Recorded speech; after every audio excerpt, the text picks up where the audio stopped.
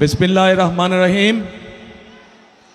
আজকের এই জনসভার নির্বাচনী জনসভার সম্মানিত সভাপতি, জনসভায় ময়মনসিংহ, নেত্রকোনা, ভাই ও বোনেরা, মঞ্চে উপস্থিত নেতৃবৃন্দ, প্রিয় সহকর্মীবৃন্দ, এলাকাবাসী ভাই বোনেরা, প্রিয় সাংবাদিক ভাইরা, আসসালামু আলাইকুম। আসসালামু আলাইকুম। কেমন আছেন আপনারা? অনেকক্ষণ অপেক্ষা করতে হয়েছে, তাই না? হ্যাঁ, অনেকক্ষণ অপেক্ষা করতে কথা ছিল আরো আগে, কিন্তু আসতে অনেক সময় লেগে গেল। আচ্ছা, ধীর স্থির। কারণ সেই ঢাকা থেকে শুরু করে পথে পথে আপনারা যেরকম অপেক্ষা করছিলেন, ঠিক সারা পথে এরকম হাজার হাজার মানুষ অপেক্ষা করছিল। তাদের সকলের সাথে একটু সৌজন্যমূলক সাক্ষাৎ করে আসতে আসতে সময় লেগে গেল। প্রিয় ভাই বোনেরা, আজকে আমরা সকলে এখানে একত্রিত হয়েছি কেন?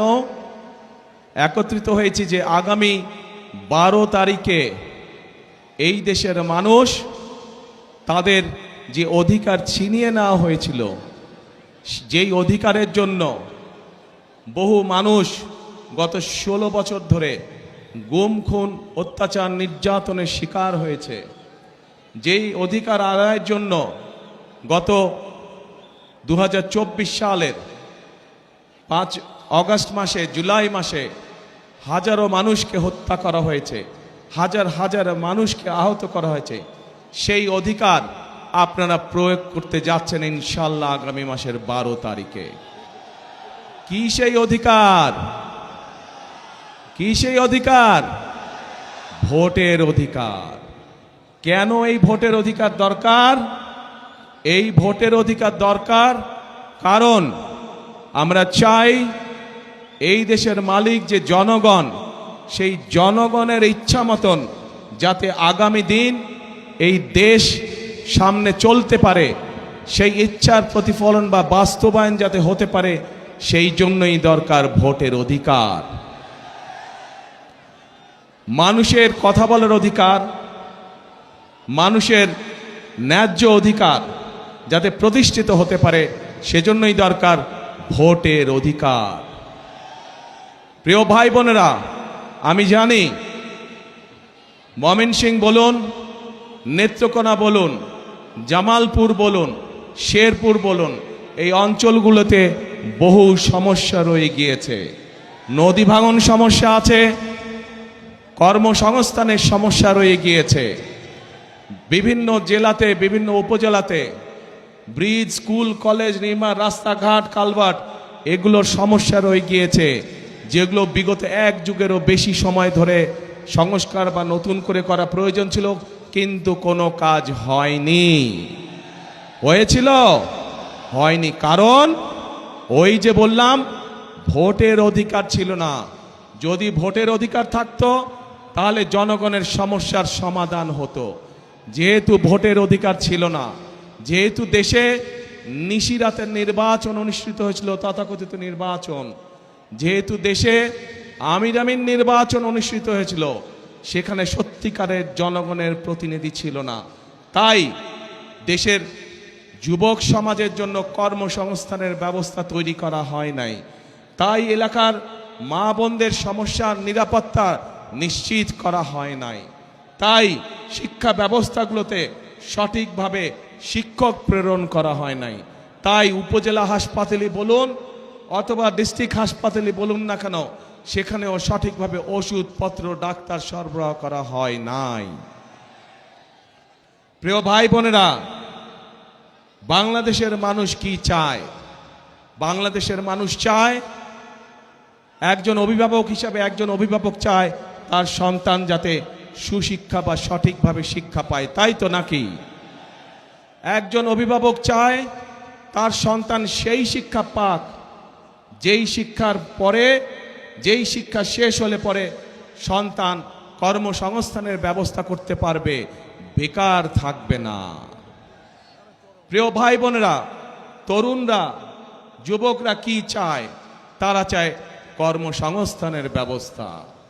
দেশে মিল ফ্যাক্টরি হবে, ব্যবসা বাণিজ্য হবে, যাতে করে তারা সুন্দরভাবে নিরাপদে ব্যবসা বাণিজ্য বা চাকরি বাকরি করতে পারবে।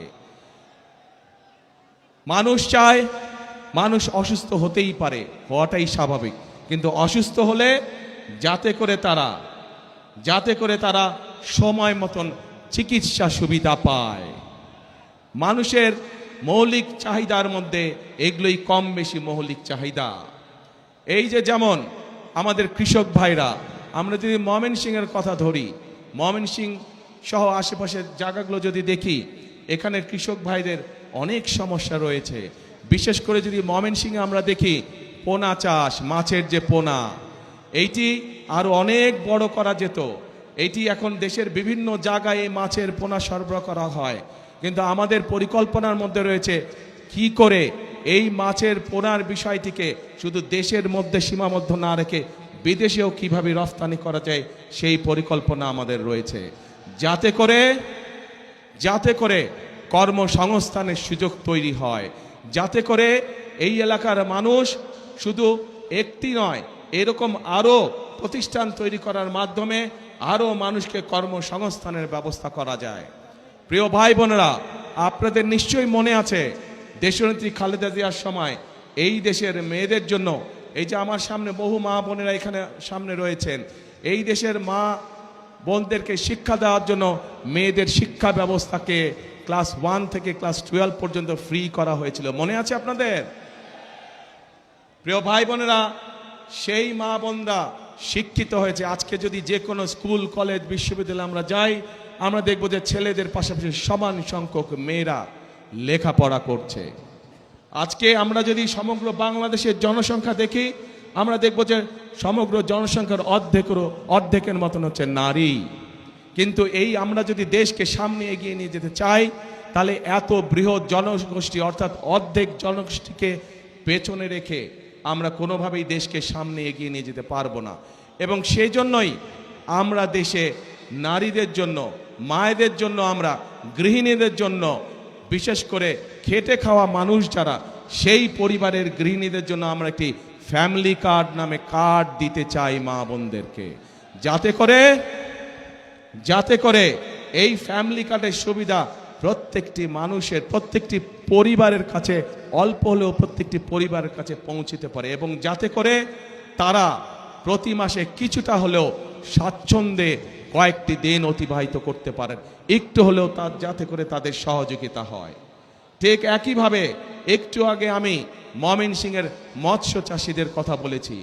একইভাবে শুধু মৎস্য চাষি নয়, মৎস্য চাষির বাইরেও যারা ক্ষেত খামারে চাষবাস করেন, জমিতে চাষবাস করেন, এইরকম কৃষক ভাইদেরও পাশে আমরা দাঁড়াতে চাই। এবং সেজন্যই আমরা কৃষক ভাইদের জন্য কৃষক কার্ড দেবার পরিকল্পনা করছি। কৃষক কার্ড কথাটি শুনেছেন আপনারা আগে? গুড। এই কৃষক কার্ড কেন আমরা দিতে চাচ্ছি? বাংলাদেশের অধিকাংশ মানুষ কৃষির সাথে জড়িত। এই কৃষক যদি ভালো থাকে, কৃষি ভালো থাকলে বাংলাদেশের মানুষ ভালো থাকবে।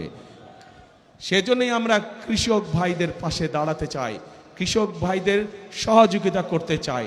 এই কৃষক কার্ডের মাধ্যমে আমরা কৃষক ভাইদের কাছে সার, তার প্রয়োজনীয় অন্তত একটি ফসলের, সমগ্রভাবে একটি ফসলের বীজ, কীটনাশক, সার আমরা পৌঁছতে চাই কৃষক ভাইদের কাছে সরাসরি, যাতে করে সেটি তাদেরকে সহযোগিতা করে ধীরে ধীরে অর্থনৈতিকভাবে মজবুত হওয়ার জন্য দৃঢ় ভিত্তির উপরে, যাতে করে তারা দাঁড়াতে পারে। প্রিয় ভাই বোনেরা, আমরা রাজনীতি করি কাদের জন্য? বাংলাদেশের মানুষের জন্য আমরা রাজনীতি করি। আজকে এই যে নির্বাচনী জনসভা, এই নির্বাচনী জনসভায় আমরা কি দেখি? অনেক দল আছে যারা এসে অন্য দল সম্পর্কে বিভিন্ন রকম কথাবার্তা বলে। শুনেছেন না আপনারা? শুনেছেন। আজকে যদি আমি এখানে দাঁড়িয়ে আপনাদের সামনে অন্য দল সম্পর্কে অন্যরকম কথা বলি, তাদের গীবত গাই, তাদের সম্পর্কে সমালোচনা করি, তাতে কি জনগণের কোনো লাভ হবে? জনগণের কোনো লাভ হবে না। কারণ জনগণ তাকেই ভোট দিবে যারা জনগণের জন্য কাজ করবে, তাই তো? এবং জনগণের জন্য যদি কাজ করতে হয় তাহলে অবশ্যই একটি রাজনৈতিক দলের পরিকল্পনা থাকতে হবে কিভাবে দেশ পরিচালনা করবে, কিভাবে কি কি কাজ করবে জনগণের জন্য, সেই পরিকল্পনাগুলো থাকতে হবে। প্রিয় ভাই বোনেরা, বিএনপি বাংলাদেশ জাতীয়তাবাদী দল হচ্ছে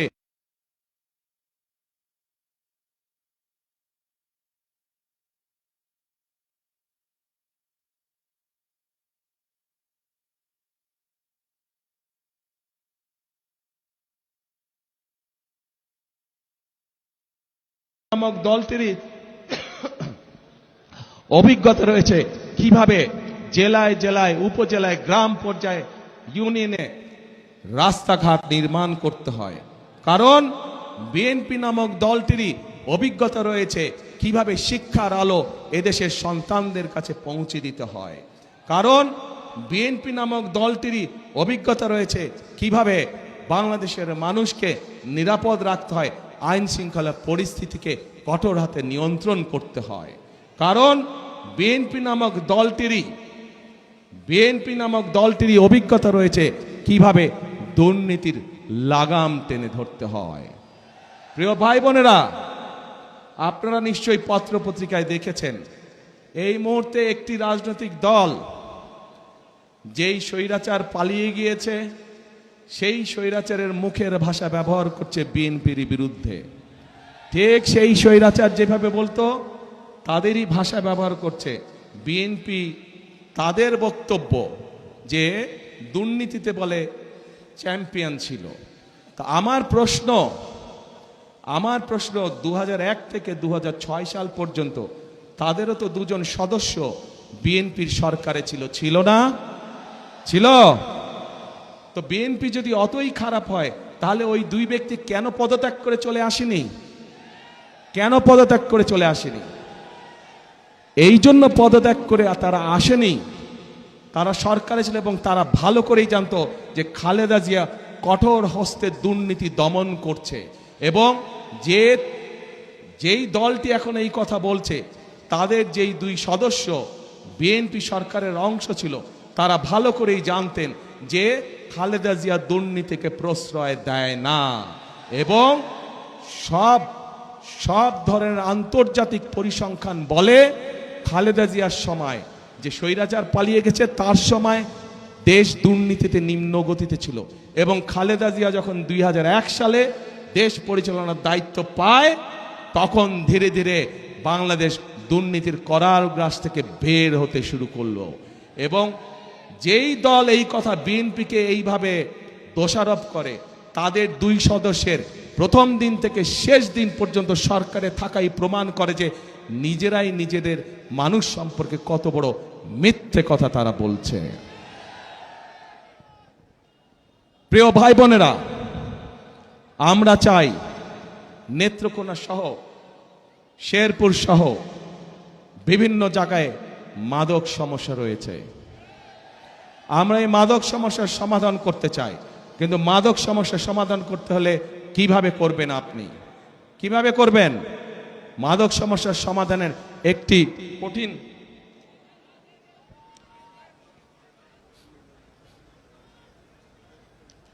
মাদক সমস্যার সমাধান করতে হলে আমাদেরকে সেই তরুণদের, সেই যুবকদের কর্মসংস্থানের ব্যবস্থা করতে হবে। ঠিক মানুষের যখন কাজ থাকবে, কর্ম থাকবে, চাকরি বাকরি থাকবে, ব্যবসা বাণিজ্য কম বেশি থাকবে, তখন মানুষ এইগুলোর মধ্যে যাবে না। আমরা সেই পরিবেশ তৈরি করতে চাই। আমরা চাই দেশে আমরা চাই ভোকেশনাল ইনস্টিটিউশন বেশি করে আমরা তৈরি করব, যাতে করে আমরা আমাদের তরুণ সদস্যদেরকে, যুব সমাজের সদস্যদেরকে আমরা বিভিন্ন রকম ট্রেনিং দিব, যেই ট্রেনিংয়ের বিনিময় তারা বিদেশে যেমন যেতে পারবে একইভাবে তারা দেশে তাদের কর্মসংস্থান তৈরি করতে পারবে। যারা আইটিতে কাজ করে তাদের জন্য বিভিন্ন রকম আমরা আইটি ট্রেনিংয়ের ব্যবস্থার পরিকল্পনা গ্রহণ করেছি, যাতে যারা আইটিতে কাজ করে তারা ঘরে বসে তাদের আয় রুজি কামাই রোজগার বাড়াতে পারবে। প্রিয় ভাই বোনেরা, এই যে এই 4 জেলার ভাই বোনেরা আজকে আপনারা এই মিটিংয়ে উপস্থিত হয়েছেন, এই এলাকার আরেকটি বড় সমস্যা হচ্ছে, এলাকার আরেকটি বড় সমস্যা হচ্ছে মানুষের চিকিৎসা সমস্যা। ঠিক, আমরা ময়মনসিংহ সহ আশেপাশের জেলাগুলোতে যেই 4 জেলার ভাই বোনেরা আজকে উপস্থিত হয়েছেন, এখানে যেরকম আমরা জেলা হসপিটালগুলোকে আরো বড় করতে চাই, একইভাবে আমরা হেলথ কেয়ারের অ্যাপয়েন্ট করতে চাই। হেলথ কেয়ারের, আপনারা পল্লী চিকিৎসকের কথা শুনেছেন? পল্লী চিকিৎসক শহীদ জিয়ার সময় ছিল, যারা গ্রামে গ্রামে ঘরে ঘরে মানুষকে গিয়ে চিকিৎসা দিত, ছোটখাটো রোগ বলে অসুখ বিসুখ তারা সেখানে চিকিৎসা দিত। আমরা ঠিক একইভাবে বিশেষ করে যে মা বোনেরা আছেন তাদের চিকিৎসার অনেক সমস্যা হয়, শিশুরা এবং মা বোনদের অনেক সময় তারা হাসপাতালে যেতে পারে না। আমরা চাই এই মা বোনদেরকে সুচিকিৎসা দেওয়ার জন্য, আমরা চাই মা বোনেরা সহ শিশুরা যেন ঘরে বসে চিকিৎসা পেতে পারে, ছোটখাটো অসুখ বিসুখের চিকিৎসা যাতে তারা সেই সেবা যাতে, সেই জন্যই আমরা চিকিৎসা ব্যবস্থাকে উন্নত করতে চাই। চিকিৎসা ব্যবস্থা আমরা হেলথ কেয়ারার নিযুক্ত করার মাধ্যমে চিকিৎসা ব্যবস্থা আমরা তাদের ঘরে ঘরে পৌঁছে দিতে চাই। প্রিয় ভাই বোনেরা, এই ময়মনসিংহ জেলা একটি অন্যতম কৃষি প্রধান এলাকা। আমাদের এখানে একসময় অনেক খাল বিল ছিল না আগে?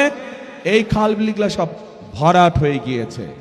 এই খালগুলোকে আমরা পুনর্খনন করতে চাই, এই খালগুলোকে আমরা পুনর্খনন করতে চাই। আবার এখন এই খাল পুনর্খনন করার জন্য কে কে কোদাল হাতে নেবেন? সারা জেলায় খাল পুনর্খনন কে কে কোদাল হাতে নেবেন? আমি কিন্তু থাকবো সেদিন আপনাদের সাথে, ঠিক তো? ইনশাআল্লাহ। তাহলে আমরা খাল খনন করব। তো এখন প্রিয় ভাই বোনেরা, এই যে সংক্ষেপে আপনাদের সামনে আমি কতগুলো কথা বললাম, আপনারা কি মনে করেন যদি এই কাজগুলো করতে আমরা কম বেশি সক্ষম হই, ইনশাল্লাহ 12 তারিখে আপনারা ধানের শীষকে ভোট দিয়ে জয়যুক্ত করলে, ইনশাল্লাহ 12 তারিখে বিএনপি সরকার গঠন করলে, এই যে যেই কথাগুলো আপনাদের বললাম, ফ্যামিলি কার্ডের কথা বললাম, কৃষক কার্ডের কথা বললাম, স্বাস্থ্যের কথা বললাম, শিক্ষার কথা বললাম, তরুণ বেকারদের মাদক সমস্যা দূর করার জন্য কর্মসংস্থান ব্যবস্থার কথা বললাম, এই কাজগুলো যদি করা হয়, আপনারা কি মনে করেন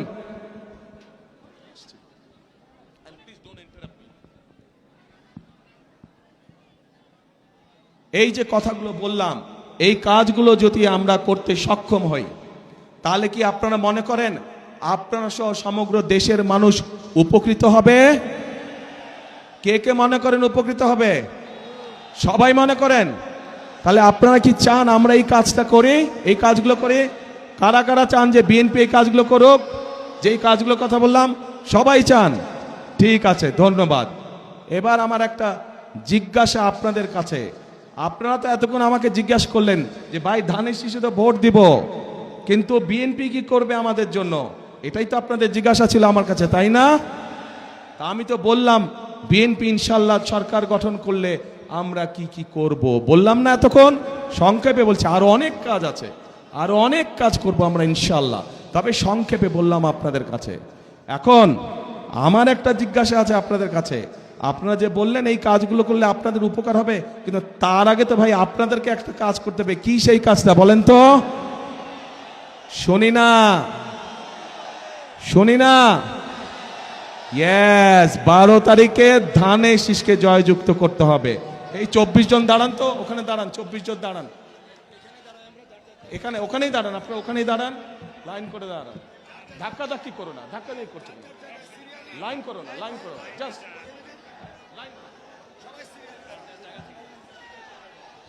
এই যে আপনাদের সামনে 24 জন ব্যক্তি দাঁড়িয়েছে, 24 জন মানুষ দাঁড়িয়েছে, প্রত্যেকের হাতে দেখেন ধানের শীষ, দেখছেন?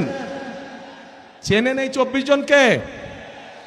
এই 24 জনকে দায়িত্ব দিয়ে গেলাম এই 4 জেলার উন্নয়ন করার জন্য।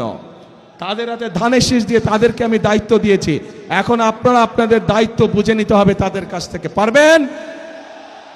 তাহলে 12 তারিখে পরিকল্পনা কি আপনাদের? ধানের শীষে ভোট দিতে হবে।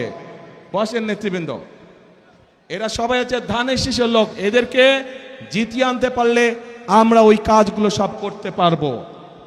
জিতিয়ে আনতে পারলে আমরা ওই কাজগুলো সব করতে পারবো। কিন্তু এদেরকে জিতাতে হলে আপনাদেরকে এগিয়ে আসতে হবে।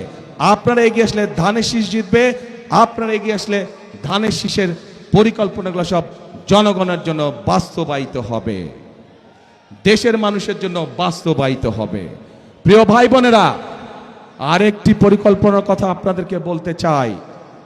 নারীদের কথা বলেছি, কৃষকদের কথা বলেছি, শিশুদের কথা বলেছি, তরুণদের কথা বলেছি, যুবকদের কথা বলেছি।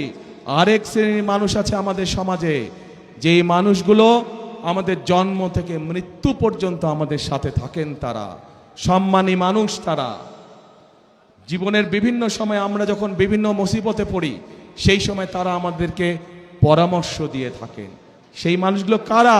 সেই মানুষগুলো হচ্ছে আমাদের বিভিন্ন মসজিদ, বিভিন্ন মাদ্রাসার ইমাম সাহেবরা, খতিব সাহেবরা, মুয়াজ্জিম সাহেবরা।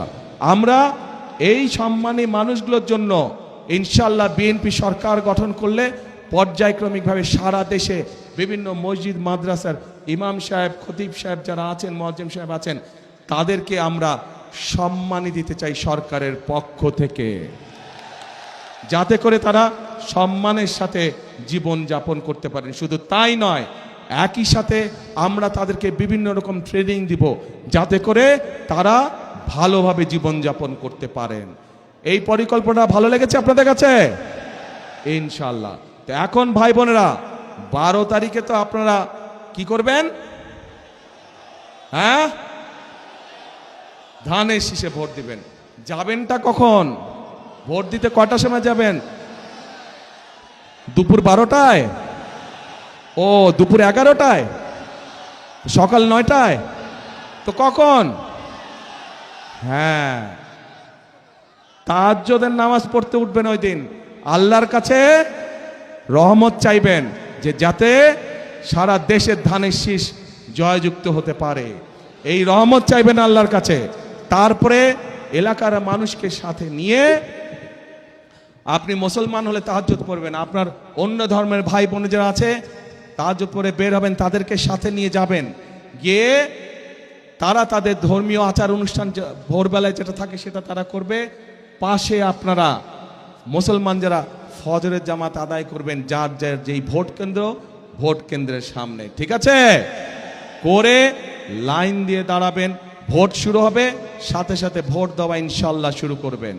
কিন্তু ভোট দিয়ে সাথে সাথে চলে আসলে চলবে না। কি করা লাগবে? থাকতে হবে, কড়ায় গন্ডায় বুঝে নিয়ে আসতে হবে। কেন এই কথাটা বললাম? বহু বছর হয়ে গেছে আমরা তো ভোট দেবার সুযোগ পাইনি, তাই না? যেহেতু আমরা ভোট দেবার সুযোগ পাইনি, এর আগে আমাদের ভোট বিভিন্ন জন বিভিন্নভাবে লুটপাট করে নিয়ে গিয়েছে। এবার সেই জন্য আমাদেরকে সজাগ থাকতে হবে যাতে কেউ আমাদের ভোট লুটপাট করে নিয়ে যেতে না পারে। পারবেন তো পাহারা দিয়ে সতর্ক থাকতে? ইনশাল্লাহ। তাহলে প্রিয় ভাই বোনেরা, আরেকটি গুরুত্বপূর্ণ কথা, 1971 সালে যুদ্ধ হয়েছিল। এখানে যারা ইয়াং আছেন তারা, আপনারা তরুণ যুবক যারা আছেন তারা আপনারা বইয়ে খাতায় পড়েছেন। মুরব্বী যারা আছেন, আমাদের বয়সী যারা আছেন, তারা দেখেছেন বা জানেন সেই যুদ্ধে দেশের স্বাধীনতা অর্জিত হয়েছিল। সেই যুদ্ধে বহু মানুষ শহীদ হয়েছিল। প্রিয় ভাই বোনেরা, পরবর্তীতে এই 2024 সালের 5ই আগস্ট সেই স্বাধীনতাকে রক্ষা করেছে এই দেশেরই ছাত্র জনতা সহ সমাজের সকল শ্রেণী পেশার মানুষ।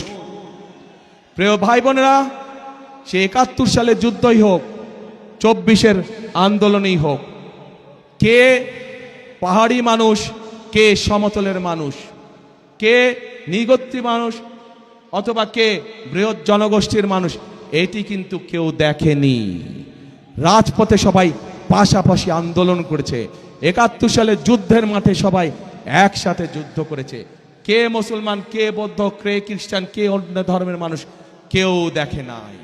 কাজেই এইবারও 12 তারিখের নির্বাচনে আমাদের সকলকে একসাথে থাকতে হবে, ধর্ম বর্ণ নির্বিশেষে আমাদেরকে একসাথে থাকতে হবে। কারণ আমরা যদি একসাথে থাকি, আমরা যেভাবে স্বাধীনতা অর্জন করেছি, আমরা যদি একসাথে থাকি, আমরা যেভাবে স্বৈরাচারকে বিদায় করেছি, আমরা যদি ইনশাল্লাহ সামনের দিনেও এক থাকি, তাহলে অবশ্যই আমরা এই বাংলাদেশকে ভবিষ্যতে আমাদের সেই প্রত্যাশিত বাংলাদেশের দিকে নিয়ে যেতে পারবো।